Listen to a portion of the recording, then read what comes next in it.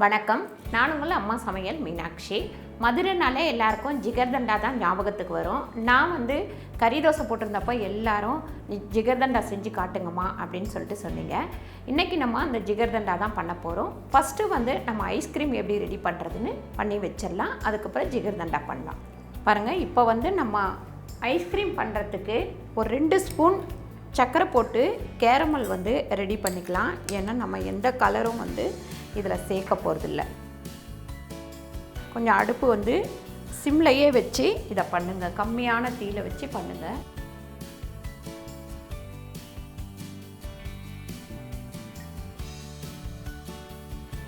பாருங்கள், இப்போ ஒரே ஒரு 2 ஸ்பூன் அளவுக்கு தண்ணி ஊற்றிக்கலாம். இதில் தண்ணி ஊற்றி நல்லா கொதிக்கட்டும்.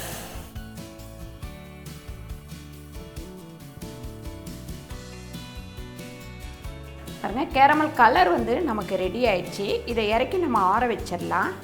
இப்போ இந்த பாத்திரம் வச்சு 1 லிட்டர் பால் ஊற்ற போகிறேன். பாருங்கள், இப்போ இதில் 1 லிட்டர் பால் ஊற்றுறேன். இந்த 1 லிட்டர் பால் நல்லா 1/2 லிட்டர் மாலி சுண்டி வரட்டும். அதை கிண்டி கிண்டி விட்டுக்கிட்டே இருக்கலாம்.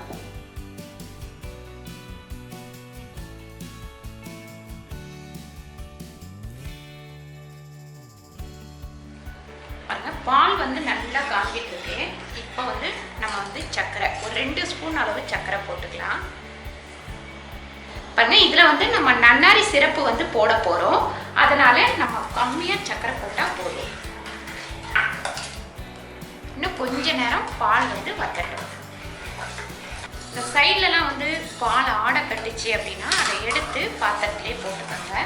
அப்போ தான் பால் கொஞ்சம் நல்லா திக்காக சூப்பராக வரும். நம்ம ஐஸ்கிரீம் நல்லா இருக்கும்.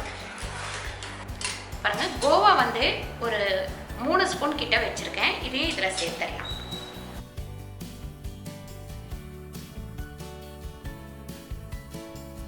பாருங்கள், இப்போ நம்ம கேரமல் இதில் சேர்த்துக்கலாம். சேர்த்து கொஞ்சம் நல்லா கிண்டி விட்டுடலாம். இது கலருக்கு வேண்டிதான்.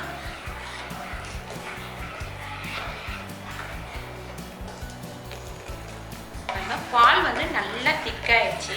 இதை இறக்கி நல்லா ஆற வச்சிடலாம். நம்ம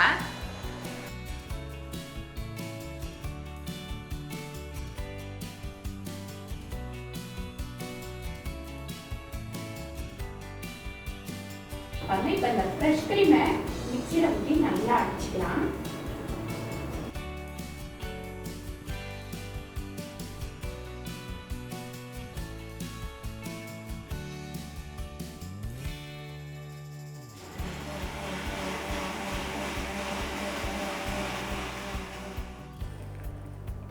பாருங்கள், இப்போ இந்த பாலை இதுலேயே ஊற்றி நல்லா அடிச்சுக்கலாம்.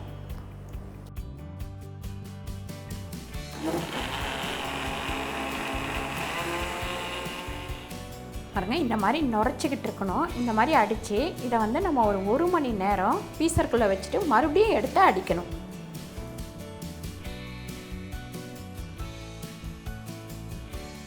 இப்போ நம்ம ஐஸ்கிரீம் செஞ்சு முன்னாலே ஃப்ரீசருக்குள்ளே வச்சு 8 மணி நேரம் கழித்து எடுத்து வச்சுருக்கேன். பால் நல்லா காய்ச்சி நல்லா அந்த பால் வடை போகிற வரைக்கும் நல்லாவே காய்ச்சிடணும். காய்ச்சி நல்லா கூல் பண்ணி வச்சுருக்கேன். கேரமல் நான் ரெடி பண்ணி வச்சுருக்கேன். ஒரு 3 ஸ்பூன் சர்க்கரை போட்டு கேரமல் ரெடி பண்ணி வச்சுருக்கேன். கேரமல் எப்படி ரெடி பண்ணுறது அப்படின்னு சொல்லிட்டு ஐஸ்கிரீம் பண்ணும்போதே உங்களுக்கு செஞ்சு காமிச்சிருக்கேன்.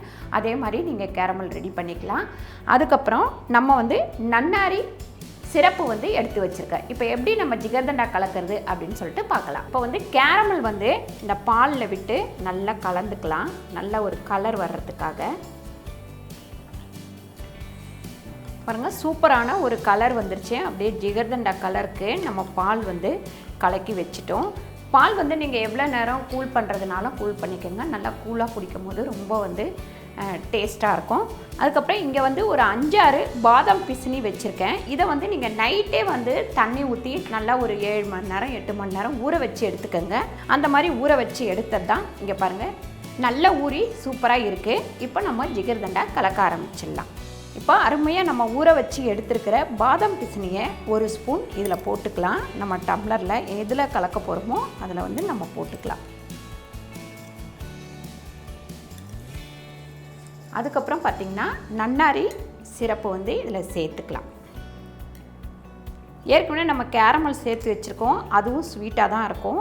அதுக்கப்புறம் நன்னாரி சிரப்பும் நமக்கு வந்து ஸ்வீட்டாக தான் இருக்கும். இப்போ நம்ம கூல் பண்ணி வச்சுருக்கிற இந்த பாலை வந்து இதில் சேர்த்துக்கலாம். பால் வந்து நீங்கள் எந்த அளவுக்கு திக்காக காய்ச்சிக்கிறீங்களோ அந்த அளவுக்கு சூப்பராக இருக்கும் நம்மளுக்கு ஜிகர்தண்டா. இது எல்லாத்தையும் ஒரு கலந்து விட்டுக்கலாம். பாருங்கள், இந்த ஐஸ்கிரீம் வந்து இப்படி நல்லா திக்காக இருந்தால் தான் நமக்கு எடுத்து போடுறதுக்கு சூப்பராக இருக்கும்.